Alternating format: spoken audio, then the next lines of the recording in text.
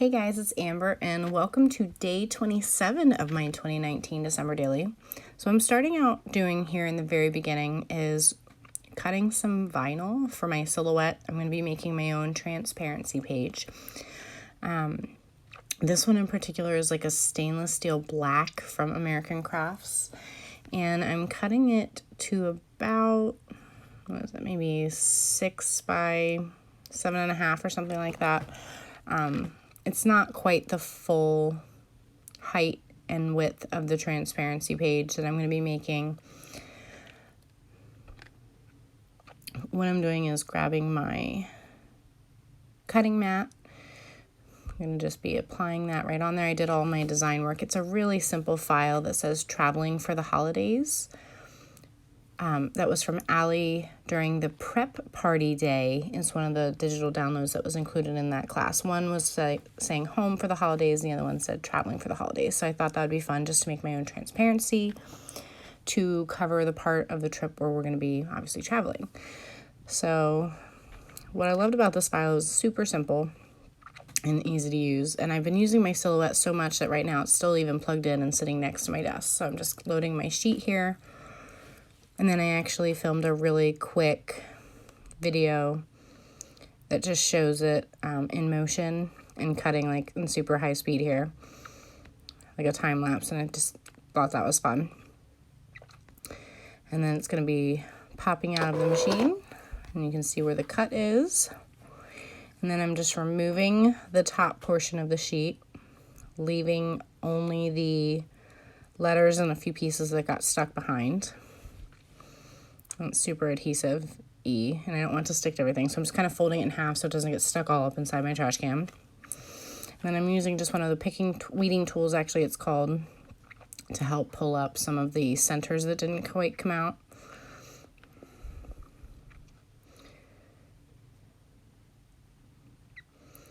Luckily, the majority of these came up, and it was a really nice, clean, easy cut. I've really been enjoying using my silhouette to make these transparencies for my album so far this year, because it just makes it so much more personable.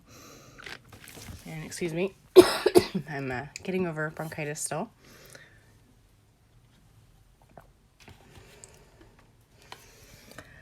So now I'm just jumping into creating my transparent page. This is the graphics acetate that I've been using all along from Amazon. Works really great, cuts well, holds up on its own. So what I'm doing is cutting that to the size of the page protector, which is 7 by 8.5 for the ones that I have this year. A lot of them are normally 8.25, but mine are extra tall. Getting the holes punched right away. And then what I did for this is I'm grabbing my old magnetic cutting mat, so I have a grid to work with so I can kind of make sure my design is straightened. And before I actually can even start applying everything, I need to actually grab some clear transfer tape and pick up all the letters. And even though this piece is slightly smaller, it still worked fine. I didn't want to cut a larger piece. It just happened to be the size that was hanging off from a previous cut. That I had to really like burnish the crap out of it. With this material, it was kind of a stiff, not very flexible vinyl, and I really, really, really had to rub over it before it would pick up. So I spent some time doing that before I was actually able to finally get it to pick up. And even here you can see I still had to kind of burnish it more than normal. But I really love the color, and it has a slight texture to it, and the back is like all silver, which is really cool. And you can see it actually did take 2 of the letters from the backing, so I just peeled those off quickly before I tried to transfer it down, which is slightly off camera. So I moved the carrier sheet out of the way there. And now I can work on, I didn't really do anything especially specific here. It kind of was more lining up visually top to bottom than it was left to right. I kind of, sounds weird to say, I'm pretty good at naturally lining things up by eye. Like I could have spent a lot of time trying to center and figure all this out, but it didn't. I just kind of slapped it down, to be honest with you. And then now I'm burnishing it down. Luckily, this part, it went down pretty well, and I only had to smooth out a few pieces at the end after I pulled off the carrier sheet. But tearing off to reveal the design underneath is actually really satisfying, and I am thoroughly enjoying making my own transparency. So there you can see just about what it's going to look like.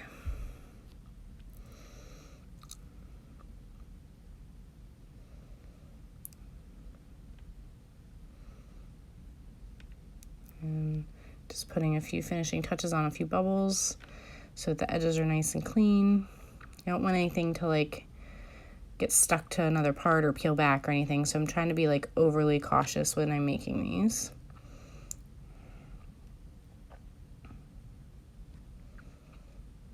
And the sheet ripped a tiny bit, which wasn't too bad, because you can actually reuse these a little bit if it comes off clean, and you can get it put back down on the paper, which I've done before.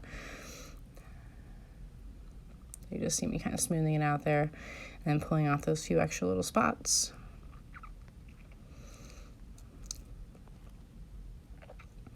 And then I will actually be jumping into talking to you specifically about my day 27 live from when I actually recorded it, and that'll be coming up here in just a moment. So hopefully you enjoy. Hey guys, it's Amber and welcome to day 27. Please excuse my voice, I have bronchitis, so I'm kind of getting over that right now. So I have my day 25, day 26, and 27. I don't have any pictures. It's going to be more of like a transitional day. I worked, I packed, and then the next day we went on vacation. So I'm thinking about using this plain paper, which is from American Crafts. I cut it into this 3x8 piece using my chipboard, this black chipboard star from this December Daily add-on set from this year in 2019. I have a label from Ellie's Studio that I'm thinking about using. And then on the back of it, I think I'm going to be using this 7-day little mini calendar that was in the Paisley Press kit. And I love it, but the days are already added, like Monday, Tuesday, Wednesday. And that was not the days of our trip. Our trip was Saturday, Sunday, Monday, Tuesday, Wednesday. And it was actually only 6 days, but it's a 7-day calendar. I'm going to still use it as is, but I think what I'm going to do is use these chipboard numbers that were from this year's main kit chipboard set, which looked like this. I don't really want to use them and leave just the 8, 9, 10, because what am I ever going to use those for? But I don't really have anything else that goes up to 7. And they actually fit and cover this perfectly, and they're colorful and within like the color scheme of the kit. So I'm just gonna go for it and use my supplies. Keeping this super simple. This is just gonna have a very simple note saying like that literally I worked and packed for our trip. And then I have a lot of our trip pre-planned out here. I've got the photos printed and ready, but nothing like embellished or papers really picked out further than day 28, just because I was kind of planning ahead a little bit. So I'm just going to pop this on fast forward and show you my process. All right, so just jumping into the last little video here with voiceover. So you can see I'm just testing my pen. I'm writing the very, very tiny bit of journaling on that label. I'm going to get that attached down, attach the chipboard numbers and that little star. And I'm actually pretty happy with the balance of this, because it's hard to sometimes embellish a 3x8 piece because of the size, and this was just really simple, and the little 2 pieces of black and the kind of the triangle design sort of worked really well for this. And then I'll be flipping over to the calendar side, and I apologize now because it's not actually completed. I'm going to wait until after I'm completely finished with the travel part of the scrapbook, and then I'm going to go back in and fill it out, just because of what I'll be including. We did so much every day. I have a little list created that will be showing, 2 or 3 items per day, or places we ate, or, something. But if I'm not going to be including something in the album, I might not be writing it in that little calendar. So, and I apologize for the strange lighting. I'm not sure what I was watching on my computer screen there, which is just out of sight in the upper left-hand corner there, but it was throwing a lot of odd colors as I was scrapbooking here. So sorry about that, because it's definitely like a weird purpley lighting going on there.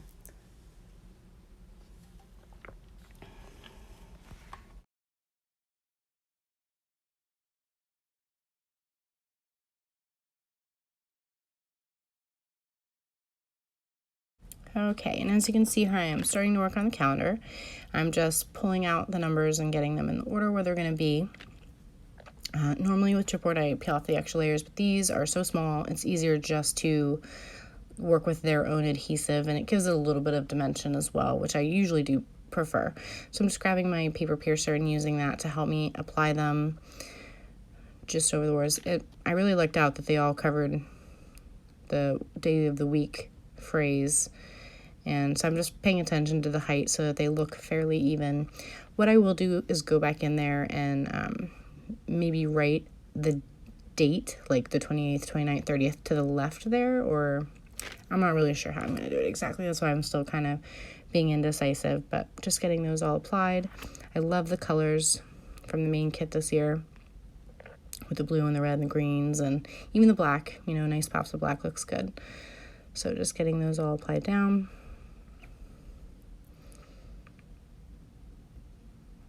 Which is a nice, pretty quick process.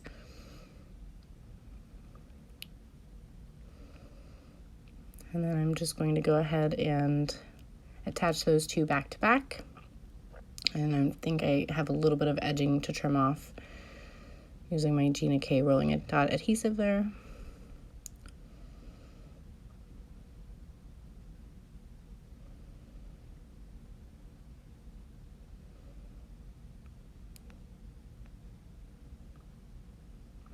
Just getting those edges trimmed so it's nice and even.